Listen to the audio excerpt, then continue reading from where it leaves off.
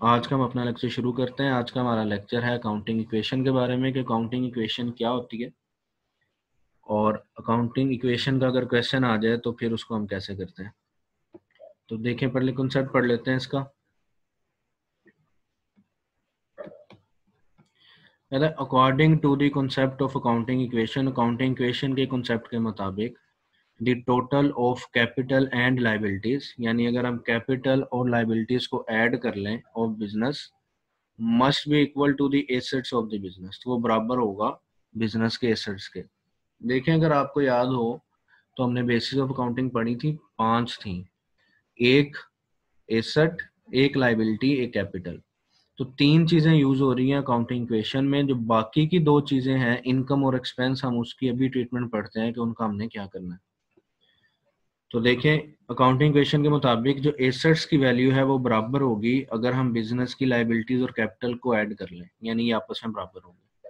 कहता है it means resources of business कहते हैं एसेट्स को, must be equal to the sources of business. Sources of business कहते हैं लाइबिलिटीज एंड कैपिटल को।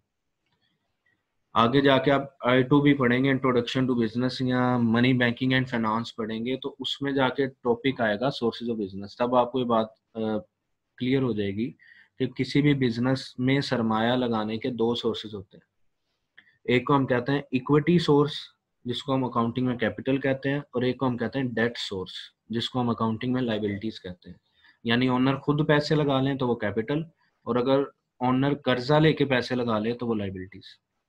तो अकाउंटिंग इक्वेशन का कॉन्सेप्ट कहता है कि जो बिजनेस के रिसोर्सेज हैं, यानी जो बिजनेस के एसेट्स हैं, वो बराबर हैं बिजनेस के सोर्सेज के, यानी लाइबिलिटीज और कैपिटल के।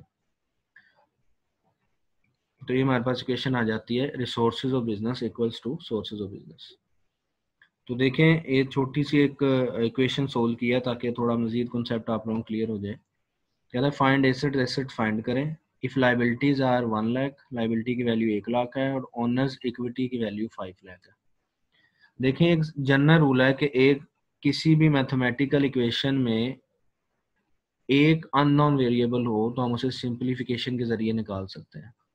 तो इसमें भी ऐसा ही है कि 3 वेरिएबल्स हैं, एसेट, लाइबिलिटीज और कैपिटल। अगर इनमें से कोई सी 2 वैल्यूज गिवन हो तो तीसरी वैल्यू हम निकाल सकते हैं। तो जिस तरह इस क्वेश्चन में लाइबिलिटीज गिवन थी 1 लाख, कैपिटल गिवन था 5 लाख, इनको ऐड करेंगे तो 6 लाख आपके पास वैल्यू आ जाएगी एसेट्स की। तो इसी पैटर्न पे कुछ हम अपना न्यूमेरिकल करेंगे, लेकिन वो थोड़ा डिटेल में होगा। अभी पढ़ते हैं, आपको अंदाजा हो जाएगा। नेक्स्ट देखें, बेसिस हमने पढ़ी थी 5। अब जो 5 बेसिस थी जिनमें हमारे पास शामिल था एसेट, लाइबिलिटीज, कैपिटल। अब इन 3 का जिक्र तो आया, बाकी 2 का जिक्र नहीं आया। तो अगर क्वेश्चन में बाकी 2 आ जाए तो हमने क्या करना है, तो वो देखें, कहता है how expenses and incomes are treated in accounting equation. Expensive और इनकम को अगर अकाउंटिंग इक्वेशन में ट्रीट करना हो तो क्या करते हैं।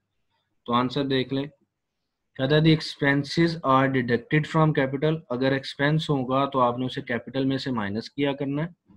And incomes are added in capital. अगर इनकम होगी तो उसे आपने कैपिटल में ऐड किया करना है। तो ये हमारी ट्रीटमेंट हुआ करेगी इनकम और एक्सपेंस की इस क्वेश्चन में, क्योंकि देखें इक्वेशन में डायरेक्ट इनका हिस्सा नहीं आया। इट मीन्स जब हम क्वेश्चन पढ़ेंगे उसमें अगर कोई इनकम या एक्सपेंस आया तो उसका नाम सेपरेट रिकॉर्ड नहीं करना, बल्कि क्या किया करना है, उसकी बस वैल्यू को कैपिटल में से माइनस कर देना है अगर एक्सपेंस होगा, और कैपिटल में ऐड कर देना है अगर इनकम होगी।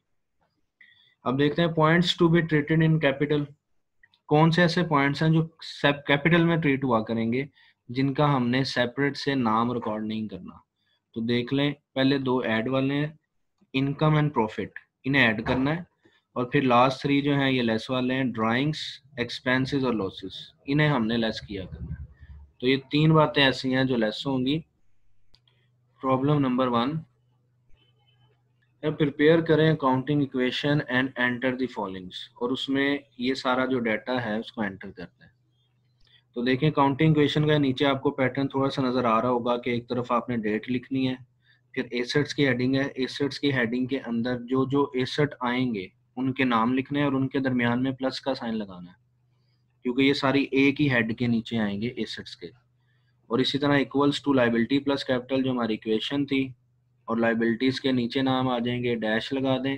डैश इसलिए लगाई होगी क्योंकि इसमें कोई लाइबिलिटी का जिक्र नहीं होगा, और कैपिटल की क्योंकि एग्जाम्पल नहीं होती, इसलिए कैपिटल के नीचे जो आपने लाइन होगी उसमें आपने डैश ही लगा दिया करनी है। फिर हमने रुपीज़ लिखा हुआ है क्योंकि इनकी वैल्यूज जो है वो रुपीज़ में है। हर हेड के नीचे आपने रुपीज़ लाजमी लिख देना है और फिर लाइन लगा देनी है, और उसके नीचे से आपने रिकॉर्डिंग अपनी शुरू करनी है जो भी आपके पॉइंट्स गिवन होंगे। हर 2 पॉइंट के बाद आपने टोटल किया करना है, जिसको हम बैलेंस कहेंगे। ये देख लें फॉर्मेट,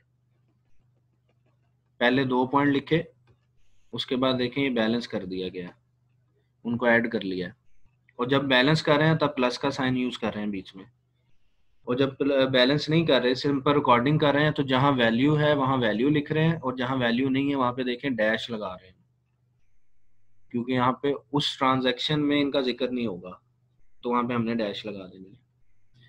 फिर बैलेंस के बाद सिर्फ एक पॉइंट रिकॉर्ड किया करना और दोबारा बैलेंस कर लिया करना, क्योंकि एक वैल्यू आ जाया करेगी हमारे पास बैलेंस की, और एक वैल्यू आ जाया करेगी हमारे पास नेक्स्ट पॉइंट की, तो 2 वैल्यूज हो जाएंगी हमारे पास, तो आपने बैलेंस कर देना है। सिर्फ फर्स्ट टाइम ऐसा है कि आपने 2 पॉइंट्स यानी 2 ट्रांजैक्शन रिकॉर्ड करने के बाद बैलेंस करना है, और एंड पे जाके आपने टोटल कर लिया करना है। जो एसेट साइड का जो टोटल है यानी इज इक्वल टू के साइन से शुरू वाला जो टोटल है वो एसेट का होगा, वो बराबर होना चाहिए इज इक्वल टू की दूसरी साइड के यानी राइट हैंड साइड के। तो हम चलते हैं अब क्वेश्चन की तरफ। थोड़ा सा पैटर्न आपको बता दिया कि इसकी प्रेजेंटेशन कैसी होती है। अब देखते हैं क्वेश्चन क्या है। नंबर 1 पॉइंट पे उसने कहा है mister A start business rupees 50,000 से मिस्टर ए ने बिजनेस स्टार्ट किया।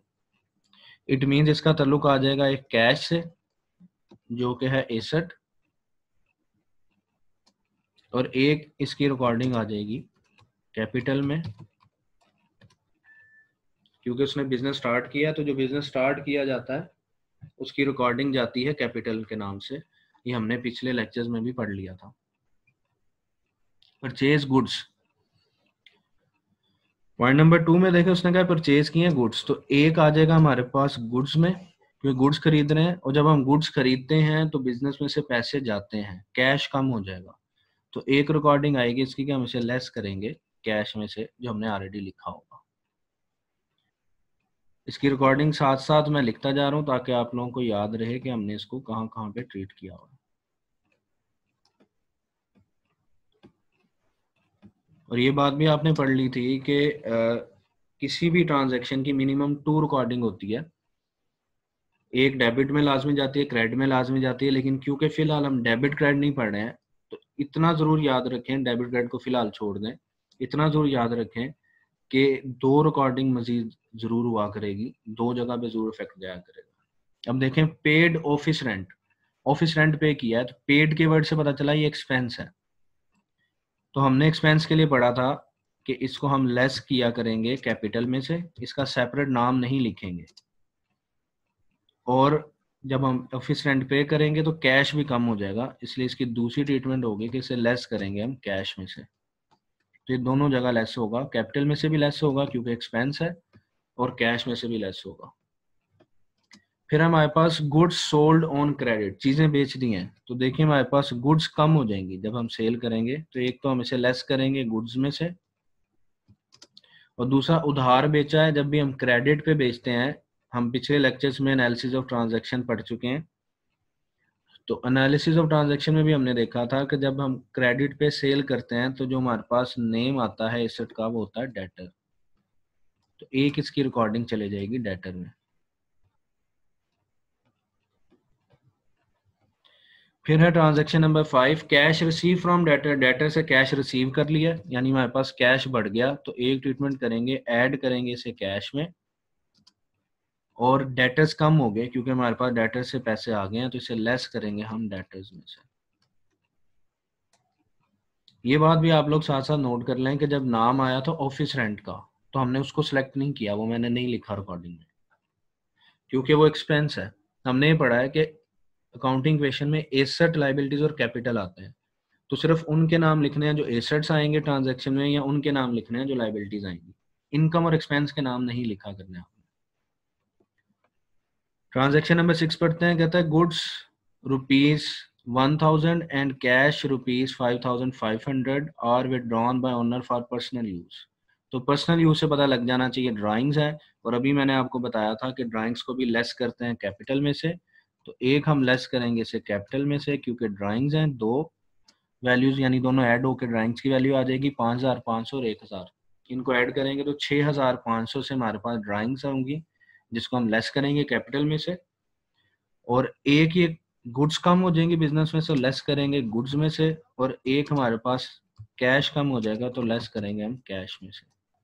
यानी इस पॉइंट की 3 जगह पे इफेक्ट आएंगे। लेस करना है कैपिटल में से क्योंकि ड्राइंग्स हैं, हमने ऊपर पढ़ लिया जो चीज़ें हमने कैपिटल में ऐड और लेस करनी थी, और एक हम लेस करेंगे गुड्स में से क्योंकि बिजनेस में से चीज़ें कम हो जाएंगी, और एक हम लेस करेंगे कैश में से क्योंकि बिजनेस में से कैश कम हो जाएगा। तो देखिए अब इसकी रिकॉर्डिंग। पहले पॉइंट में हमने पढ़ा था मिस्टर ए स्टार्टेड बिजनेस 50,000 से, तो 50,000 लिखा हमने कैश के नीचे पॉइंट नंबर 1 में, तो पॉइंट नंबर 1 लिख के एक 50,000 आ गया। फिर आगे देखें गुड्स, पहले पॉइंट में गुड्स का ताल्लुक नहीं था, इसलिए गुड्स के नीचे हमने डैश लगा दी पहले पॉइंट के सामने।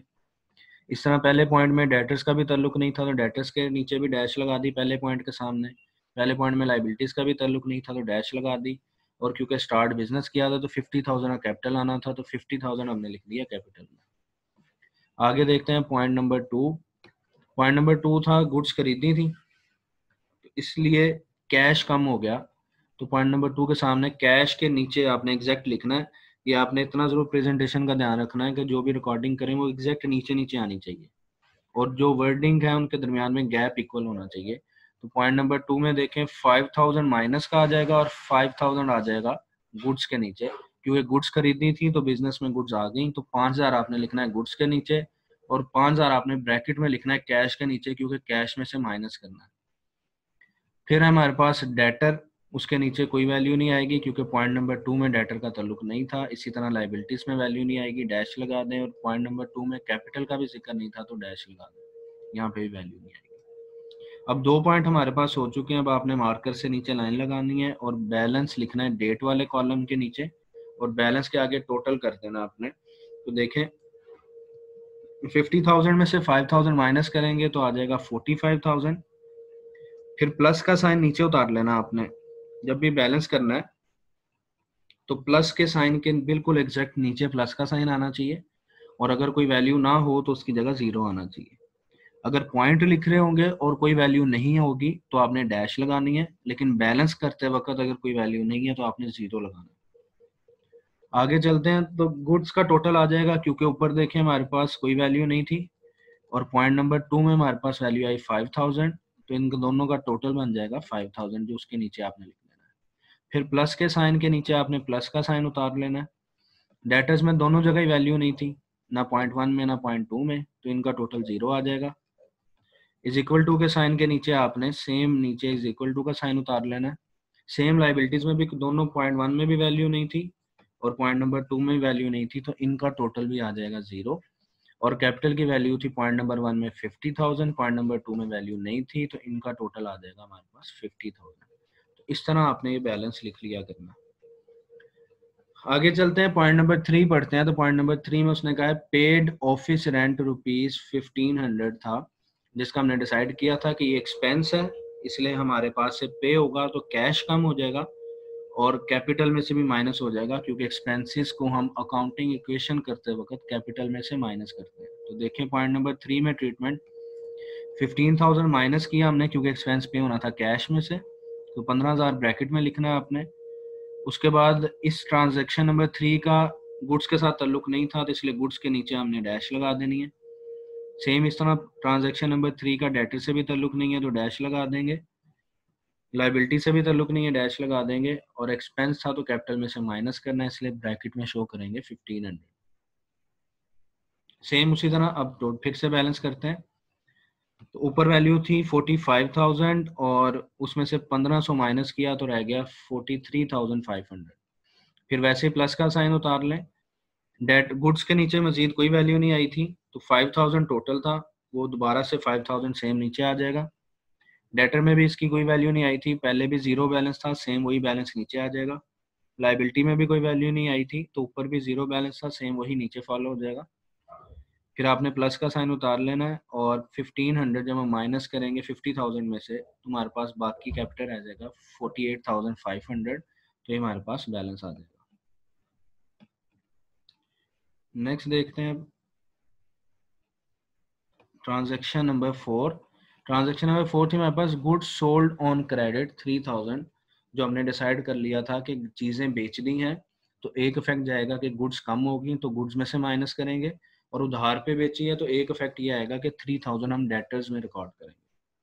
तो देखें पॉइंट नंबर 4 की जब हम रिकॉर्डिंग करेंगे तो इसका ताल्लुक कैश से नहीं था, इसलिए कैश के नीचे डैश आ गई। सेम इसी तरह जब गुड्स रिकॉर्ड करने लगेंगे तो क्योंकि हमने गुड्स सेल कर दी हैं तो 3000 से गुड्स कम हो जाएंगी, इसलिए इसको ब्रैकेट में लिखना है, और उधार बेची है इसलिए 3000 डेटर्स में लिखना है, और लाइबिलिटीज और कैपिटल के साथ इसका ताल्लुक नहीं था, वहाँ पे डैश आ जाएगी। एक पॉइंट लिखने के बाद फिर से हम बैलेंस करेंगे, तो बैलेंस करेंगे तो देखें कैश के साथ ताल्लुक नहीं था ट्रांजैक्शन नंबर 4 का, इसलिए सेम वही बैलेंस नीचे उतर जाएगा। फिर प्लस का साइन लगाना है, 5000 में 3000 माइनस करेंगे तो गुड्स बाकी रिमेनिंग रह जाएंगी 2000 की। डेटर्स पहले था जीरो बैलेंस, लेकिन अब 3000 की वैल्यू इसमें रिकॉर्ड होगी तो डेटर की वैल्यू का बैलेंस बन जाएगा 3000। लाइबिलिटीज में फिर से जीरो सेम उतर जाएगा, और कैपिटल के साथ इसका ताल्लुक नहीं था इसलिए कैपिटल की भी वही वैल्यू आ जाएगी। नेक्स्ट देखते हैं पॉइंट नंबर 5।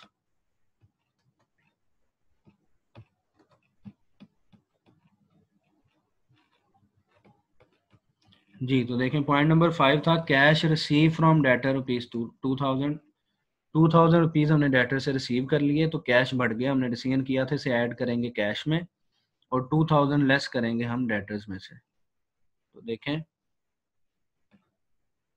ट्रीटमेंट करेंगे जब पॉइंट नंबर 5 की, तो 2000 हमने ऐड कर दिया पॉजिटिव, यानी ब्रैकेट में नहीं लिखना, 2000 लिख दिया हमने कैश में, जब बैलेंस करेंगे तो खुद ही ऐड हो जाएगा वो। फिर गुड्स के साथ इस पॉइंट का ताल्लुक नहीं था, वहाँ पे डैश आ जाएगी। डेटर में से 2000 माइनस कर देंगे क्योंकि डेटर से 2000 रुपये आगे हैं तो हमारे डेटर कम हो गए। फिर से लाइबिलिटी के साथ इसका ताल्लुक नहीं था तो वहाँ पे डैश रहने देंगे, कुछ नहीं वैल्यू लिखेंगे, और कैपिटल के साथ भी ताल्लुक नहीं था तो डैश आ जाएगी। अब फिर से बैलेंस करेंगे एक पॉइंट के बाद, तो हमारे पास जो न्यू बैलेंस आ जाएगा वो कैश का बन जाएगा 45,500, 2000 ऐड कर देंगे, प्लस का साइन फॉलो करना है आपने बैलेंस लिखते वक्त। गुड्स रिमेनिंग रह गई थी 2000 की, वो सेम वैसे ही उतर जाएगा।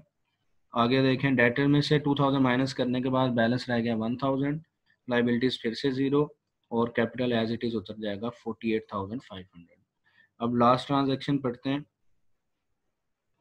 तो लास्ट ट्रांजैक्शन थी हमारे पास, गुड्स थी 1000 की, रुपीज 1000, कैश 5500 और withdrawn bye owner for personal use. Owner personal use के लिए ले गया था, तो पर्सनल यूज जब भी आए वो ड्राइंग्स होती हैं, ड्राइंग्स की ट्रीटमेंट हमने अकाउंटिंग इक्वेशन के लिए पढ़ी थी कि कैपिटल में से माइनस करना है। तो टोटल 6500 का सामान ले गया जो हम कैपिटल में से माइनस करेंगे, फिर 1000 की गुड्स गई हैं वो गुड्स में से माइनस करेंगे, और 5500 का कैश गया है वो हम कैश में से माइनस करेंगे। तो देखें इसकी ट्रीटमेंट पॉइंट नंबर 6 की, 5500 ब्रैकेट में लिखा क्योंकि बिजनेस में से चला गया, इसे माइनस करेंगे। फिर 1000 गुड में से माइनस किया क्योंकि ओनर गुड्स भी ले गया था 1000 की, वो भी कम हो गई। डेटर और लाइबिलिटीज का इसका ताल्लुक नहीं है, वहाँ डैश आ जाएगी, और 6500 माइनस कर देंगे हम कैपिटल में से क्योंकि ड्राइंग्स टोटल बन गई थी 6500 की। हमारा क्वेश्चन यहाँ पे खत्म हो गया, एंड पे आपने टोटल कर लेना है। तो देखें जब फाइनल टोटल करेंगे हम, नीचे लाइन से आपने क्लोज कर देना है। तो कैश का बैलेंस बच गया हमारे पास 40,000, 5500 माइनस करने के बाद फिर वैसे ही प्लस का साइन, फिर 1000 बच गया हमारे पास गुड्स, 2000 में से 1000 माइनस किया तो 1000 रिमेनिंग रह गया। डेटर का 1000 वैसे ही उतार लें क्योंकि पिछली ट्रांजैक्शन में डैश थी, इसका कोई ताल्लुक नहीं था। लाइबिलिटी जीरो ही रही क्योंकि क्वेश्चन में कोई लाइबिलिटी गिवन नहीं थी, और रिमेनिंग कैपिटल का जो बैलेंस बच गया 6500 माइनस करने के बाद वो रह गया 42,000। तो इसके बाद आपने अपनी इक्वेशन टैली करके प्रूव करना है कि आपने जो क्वेश्चन किया है उसकी दोनों साइड्स इक्वल रही हैं, यानी सोर्सेज ऑफ बिजनेस बराबर रहे हैं रिसोर्सेज ऑफ बिजनेस के। तो देखिए तीन वैल्यू थी एसेट्स की 40,000, 1000 और 1000, इसको ऐड करेंगे तो एसेट की जगह वैल्यू पुट कर देनी है आपने 42,000। इसी तरह लाइबिलिटी की जगह वैल्यू जीरो पुट हो जाएगी क्योंकि कोई लाइबिलिटी गिवन नहीं थी, और कैपिटल की वैल्यू थी 42,000, वो पुट कर देंगे। अब 42,000 में जीरो ऐड करेंगे तो वो भी आ जाएगा 42,000, तो हमारी इक्वेशन टैली कर देगी, लेफ्ट हैंड साइड बराबर आ जाएगी राइट हैंड साइड के। तो इस तरह से आपने अपना अकाउंटिंग क्वेश्चन का क्वेश्चन किया करना है। अभी हम देखते हैं क्वेश्चन नंबर 2 जी। क्वेश्चन नंबर 2 अगर देखें तो क्वेश्चन नंबर 2 में कहता है show the effects of following transaction on accounting equation. Same वैसे ही, तो पॉइंट नंबर 1 है इसका, Sheroz started business with cash ₹2 lakh. तो एक इफेक्ट आ जाएगा स्टार्टेड बिजनेस की वजह से, कैपिटल में वैल्यू लिखेंगे, और एक क्योंकि उसने कैश से स्टार्ट किया तो एक वैल्यू कैश में आ जाएगी, यानी 2 लाख हम लिख देंगे कैपिटल में और 2 लाख की वैल्यू लिख देंगे हम कैश में। फिर उसने कहा purchase furniture for cash, cash से फर्नीचर खरीदा है, तो एक मजीद एसेट का नाम आ गया फर्नीचर। तो एसेट के नीचे अब 2 एसेट हो गए, एक कैश और एक फर्नीचर, तो इसका इफेक्ट भी नहीं दोनों में जाएगा। तो फर्नीचर खरीद रहे हैं तो कैश कम हो जाएगा, इसलिए हम इसे लेस करेंगे कैश में से, और एक वैल्यू इसकी आ जाएगी फर्नीचर में। पॉइंट नंबर 3 देखते हैं, कहता है परचेज गुड्स ऑन क्रेडिट, चीजें खरीदी हैं तो वैल्यू आ जाएगी हमारे पास गुड्स में, एक मजीद एसेट आ जाएगा गुड्स के नाम से। और उधार खरीदी हैं तो जब हम उधार खरीदते हैं तो क्रेडिटर बनते हैं, और क्रेडिटर होती है हमारी लाइबिलिटी, तो एक इसका इफेक्ट चले जाएगा क्रेडिटर्स में, जो हम लिखेंगे लाइबिलिटी के नीचे। ट्रांजैक्शन नंबर 4 पढ़ते हैं। उसने कहा sold goods for cash, cash पर चीजें बेच दी हैं 20,000 की, तो 20,000 आ जाएगा कैश में। फिर कॉस्टिंग 15,000 थी, वो चीजें 15,000 की, तो लेस करेंगे 15,000 गुड्स में से।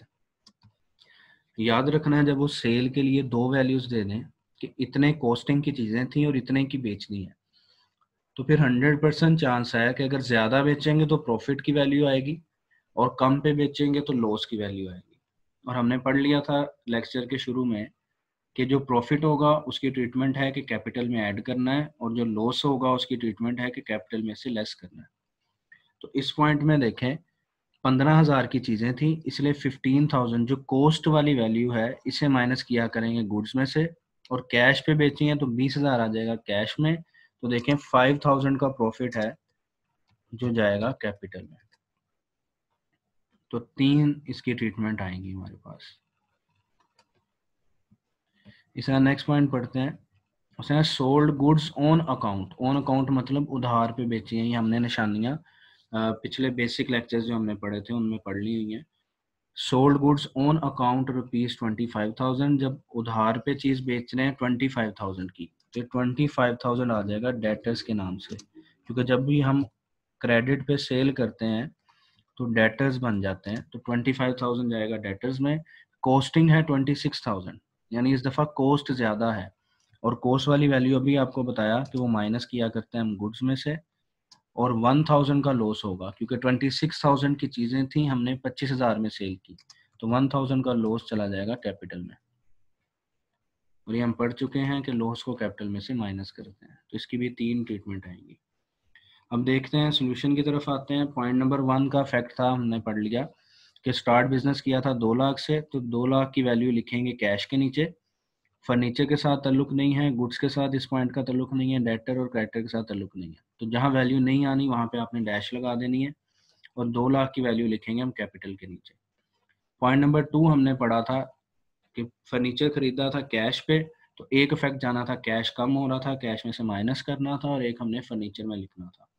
तो देखें पॉइंट नंबर 2, कैश के नीचे 15,000 लिख दिया ब्रैकेट में, और 15,000 की वैल्यू चलेगी फर्नीचर में, क्योंकि फर्नीचर आ गया तो उसको ब्रैकेट में नहीं लिखना। बाकी सब पॉइंट के साथ इसका ताल्लुक नहीं है, वहां डैश आ जाएगी। अब 2 पॉइंट्स हो गए हैं तो वैसे ही बैलेंस करेंगे, तो बैलेंस आ जाएगा कैश का 185,000, क्योंकि 15,000 हमने 2 लाख में से माइनस करना है। फिर वैसे ही प्लस का साइन नीचे फॉलो करना है, फर्नीचर की वैल्यू आ जाएगी 15,000, फिर प्लस का साइन फॉलो करेंगे, गुड्स की वैल्यू आ जाएगी 0, क्योंकि अभी तक गुड्स की कोई वैल्यू नहीं आई थी। डेटर भी है 0, उसकी भी कोई वैल्यू नहीं है, क्रेडिटर के नीचे भी 0, और कैपिटल की वैल्यू आ जाएगी 2 लाख। पॉइंट नंबर 3 देखते हैं, तो था परचेज गुड्स ऑन क्रेडिट, उधार पे चीजें खरीदी थी, तो 50,000 की चीजें आ गई बिजनेस में, और 50,000 चला जाएगा क्रेडिटर में, कैश में नहीं आएगा क्योंकि हमने उधार पे खरीदा। तो पॉइंट नंबर 3 देखें, कैश के नीचे डैश आ जाएगी, कोई वैल्यू नहीं है, फर्नीचर के साथ भी ताल्लुक नहीं है, डैश लगा देंगे। गुड्स आ गई हैं 50,000 की, डेटर के साथ ताल्लुक नहीं है, और क्रेडिटर आ गए हैं 50,000 के, कैपिटल के साथ भी ताल्लुक नहीं है, डैश लगा देंगे। अब एक पॉइंट के बाद फिर बैलेंस करना है। याद रख लें, फर्स्ट टाइम आपने 2 पॉइंट के बाद बैलेंस किया करना है, उसके बाद हर पॉइंट के बाद आपने बैलेंस किया करना है। तो देखें, पॉइंट नंबर 3 के बाद जब हम बैलेंस करेंगे तो कैश की वैल्यू वैसे ही उतर आएगी, क्योंकि पिछले पॉइंट नंबर 3 का कोई ताल्लुक नहीं था कैश से, और फर्नीचर से वैसे ही 15,000 नीचे आ जाएगा। गुड्स की वैल्यू बन जाएगी, पहले 0 था, फिर 50,000 ही गुड्स आ गई, तो अब बैलेंस बन गया 50,000। डेटर अभी भी 0 फॉलो हो जाएगा। लाइबिलिटी पहले 0 थी, अब 50,000 के क्रेडिटर आ गए हैं, तो लाइबिलिटी का बैलेंस 50,000 बन जाएगा, और कैपिटल में वैल्यू नहीं थी, वैसे ही 2 लाख का बैलेंस फॉलो करें। पॉइंट नंबर 4 में हमने पढ़ लिया था कि सोल्ड गुड्स की हैं 20,000 की, तो 20,000 आएगा कैश में। कॉस्ट थी उनकी 15,000, तो 15,000 माइनस कर देंगे गुड्स में से, और 5,000 का प्रॉफिट हो रहा है जो कि कैपिटल में जाके हम ऐड करेंगे। तो देखिए पॉइंट नंबर 4 की ट्रीटमेंट, 20,000 की बेची थी, ये लिख दी हमने कैश में, फर्नीचर में डैश आ जाएगी, गुड्स में से 15,000 कॉस्ट वाली वैल्यू माइनस करेंगे, वो जो 5,000 का फर्क है अजाफी जो बेचा है, प्रॉफिट कमाया है, वो जाके कैपिटल में हम लिखेंगे। जब हम बैलेंस करेंगे पॉइंट नंबर 4 के बाद, तो कैश का बैलेंस बन जाएगा 205,000, फर्नीचर वैसे ही 15,000 बैलेंस ही रहा, गुड्स रह जाएंगी 35,000 की, क्योंकि हमने 15,000 की सेल कर दी है, डेटर वैसे ही 0 रहा, क्रेडिटर भी 0 50,000 ही रहेगा, यानी क्रेडिटर की वैल्यू भी सेम रहेगी, उसका भी कोई ताल्लुक नहीं है, 2,05,000 हो जाएगा हमारे पास कैपिटल, 5,000 प्रॉफिट ऐड करने के बाद। अब देखते हैं पॉइंट नंबर 5, सोल्ड गुड्स की हैं ऑन अकाउंट उधार पे 25,000 की, तो 25,000 चला जाएगा हमारे पास डेटर्स में, कॉस्ट है इनकी 26,000 माइनस करेंगे हम गुड्स में से, और इस दफ़ा 1,000 का लॉस है वो कैपिटल में से जाके माइनस करेंगे। तो देखिए पॉइंट नंबर 5 की ट्रीटमेंट, कैश के साथ इसका ताल्लुक नहीं आया, फर्नीचर के साथ नहीं है, गुड्स कॉस्टिंग थी 26,000, तो कॉस्ट वाली वैल्यू माइनस कर देंगे गुड्स में से, उधार बेचा था 25,000 का, तो 25,000 आ जाएगा डेटर्स में, और 1,000 का नुकसान हुआ, तो 1,000 एज अ लॉस माइनस हो जाएगा कैपिटल में से। क्वेश्चन के पॉइंट्स खत्म हो गए हैं, वैसे ही हम टोटल करके इक्वेशन टैली करेंगे कि इज इक्वल टू के जो लेफ्ट हैंड साइड है उसमें 4 एसेट्स है, तो चारों की वैल्यू को ऐड कर लेना हमने, 25,000 प्लस 9,000 प्लस 15,000 और प्लस 2,05,000, तो इज इक्वल टू के लेफ्ट हैंड साइड का जो टोटल आ जाएगा उसको हम एसेट की जगह पुट कर देंगे 2,54,000। लाइबिलिटीज का टोटल बना था हमारे पास 50,000, ये वैल्यू पुट कर देंगे हम लाइबिलिटीज की जगह पे 50,000, और कैपिटल की वैल्यू निकली थी 1,000 माइनस करने के बाद 2,04,000, ये हम पुट कर देंगे कैपिटल की जगह। अब इनको ऐड करेंगे, कैपिटल की वैल्यू को 2,04,000 प्लस लाइबिलिटीज की वैल्यू को 50,000, तो ये आ जाएगा 2,50,000, और हमारी लेफ्ट हैंड साइड और राइट हैंड साइड टैली कर देगी। तो इस तरह से आपने अकाउंटिंग क्वेश्चन का क्वेश्चन किया करना है।